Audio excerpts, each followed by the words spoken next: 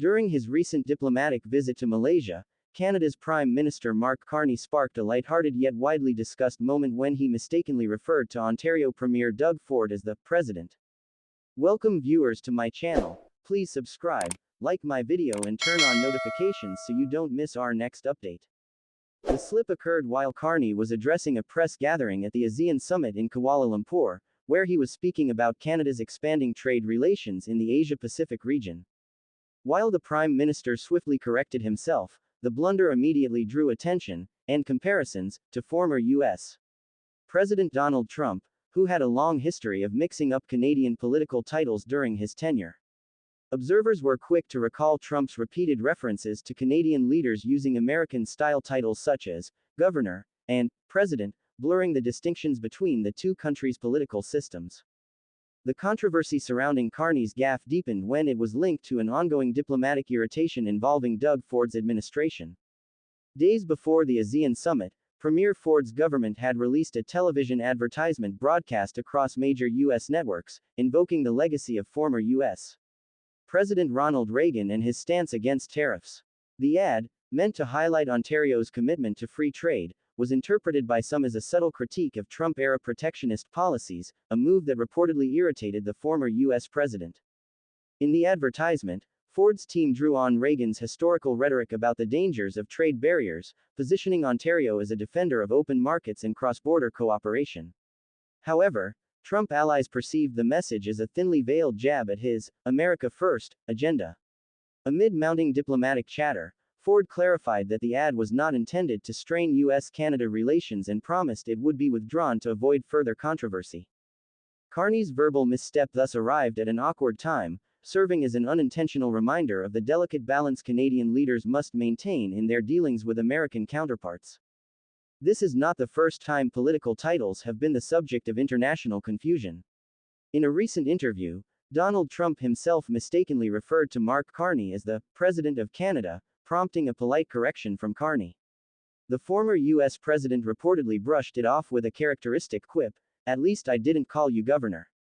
Similar moments occurred during Justin Trudeau's premiership, when Trump once joked that Canada might as well become the 51st state of the United States, cheekily calling Trudeau its governor. These repeated mix-ups have long amused and occasionally frustrated Canadian officials, who see them as symbolic of a broader American misunderstanding of Canada's parliamentary system. For Carney, whose image has largely been that of a polished and globally respected statesman, the President Ford slip was a rare lapse. Yet, analysts suggest it also underscores the increasingly casual and media-saturated environment of modern diplomacy, where a few misplaced words can travel around the world in seconds, drawing political commentary and memes alike.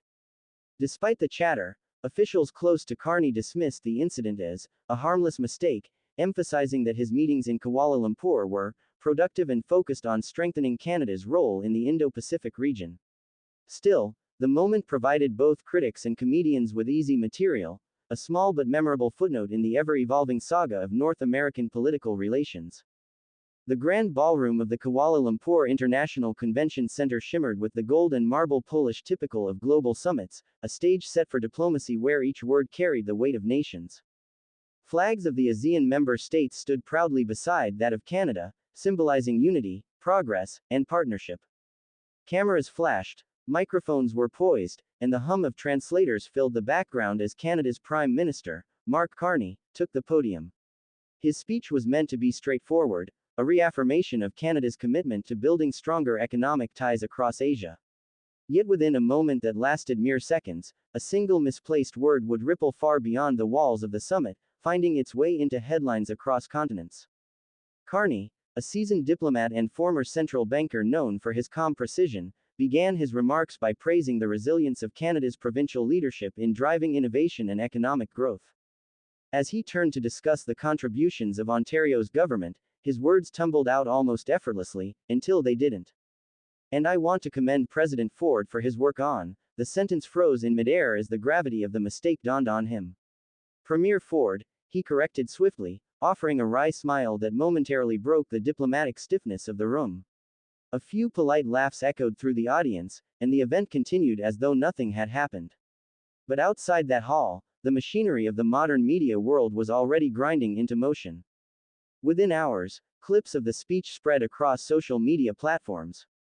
Commentators began drawing comparisons to none other than former U.S. President Donald Trump, who had developed an infamous reputation for mangling foreign titles and misidentifying leaders. To some, the error seemed harmless, an innocent slip of the tongue in a high-pressure moment. To others, it was an unintentional reflection of how even the most composed leaders could fall victim to the subtle pull of America's overwhelming cultural influence. The image of Canada's Prime Minister calling a provincial premier president became a viral talking point, sparking debates about diplomatic etiquette, media overreaction, and the blurred lines between politics and entertainment in the 21st century. Yet what most people watching the clip didn't realize was that Carney's gaffe came at a time of simmering tension between Ottawa, Washington, and Toronto. Just days before the ASEAN Summit, Ontario Premier Doug Ford had authorized a controversial advertising campaign that was broadcast across U.S. television networks. The ad, sleekly produced and rich with Reagan-era nostalgia, celebrated former President Ronald Reagan's opposition to trade tariffs. To the casual viewer, it seemed like a simple tribute to economic cooperation and shared values. But in the eyes of Donald Trump and his allies, it was something far more provocative, a veiled criticism of the protectionist policies that had defined Trump's America First legacy. Inside Ontario's corridors of power, the advertisement had been conceived as a gesture of goodwill, an effort to remind American audiences of the mutual benefits of open trade between the two nations. But once the spot began airing on major networks, the reaction was swift and divided. Trump, who still wielded enormous influence over segments of the U.S. political landscape, reportedly viewed the ad as an attempt to undermine his stance on tariffs. The former president's aides began reaching out to their Canadian contacts, hinting that such interference could strain the fragile post-Trump diplomatic détente. As media attention grew, Ford found himself forced into an uncomfortable position, caught between defending his province's autonomy and preserving national harmony with the United States. He eventually announced that the ad would be pulled, insisting that it had never been intended to insult or provoke anyone south of the border. And so, when Carney stood before an international audience in Kuala Lumpur and mistakenly referred to Ford as president, it was as if the universe had chosen to sprinkle irony into an already tangled web of political sensitivities. The slip seemed almost poetic, a symbolic echo of Trump's own frequent confusion over Canada's political structure. Reporters seized the opportunity to remind readers of Trump's past blunders, including the time he addressed Canada's then Prime Minister Justin Trudeau as the Governor of Canada, and joked that the nation might as well be America's 51st state. Trump had even recently referred to Carney himself as the President of Canada, prompting an amused yet weary correction from Carney, who was said to have replied with diplomatic grace. Trump's retort, "At least I didn't call you governor," became a soundbite replayed endlessly on late-night television.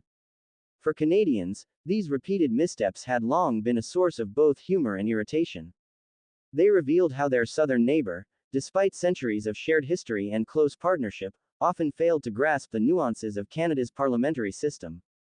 It was a small but telling reflection of a larger truth, that even in an age of global information, cultural assumptions and linguistic habits could still shape international perceptions in powerful ways. Carney's error, innocent as it was, tapped into that undercurrent. It reminded many Canadians of the delicate tightrope their leaders must walk, projecting confidence on the world stage while maintaining their own distinct identity beside a superpower that sometimes seemed unaware of it. Behind closed doors, aides scrambled to manage the fallout. Official statements emphasized that the Prime Minister's words were a simple verbal slip, nothing more. No offense was intended, none taken. Doug Ford himself appeared relaxed about the matter, issuing a brief comment that he appreciated the Prime Minister's kind words, and that, titles aside, the focus should remain on strengthening Ontario's partnerships at home and abroad. Yet within political circles, the moment was dissected endlessly. Some viewed it as a sign of the increasing Americanization of Canadian political discourse, a byproduct of decades of cultural overlap and media saturation. Others saw it as proof that even the most disciplined leaders could stumble under the constant pressure of international